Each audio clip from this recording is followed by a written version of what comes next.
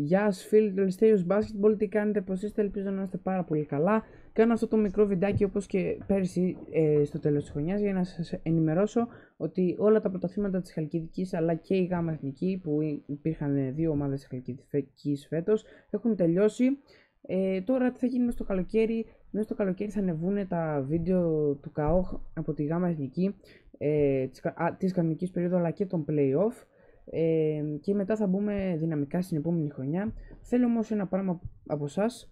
Πρώτα απ' όλα ευχαριστούμε πάρα πολύ για τη στήριξη, για τα views, για τα likes, για όλα. Αλλά θέλουμε να δούμε τον αριθμό του subscribe να ανεβαίνει και αυτό μπορείτε να το κάνετε μόνο εσείς. Ευχαριστούμε πάρα πολύ για τη στήριξη. Πατήστε το κόκκινο κουμπάκι εκεί κάτω, άσπρο δεν ξέρω τι είναι, για να μας βοηθήσετε ακόμα περισσότερο.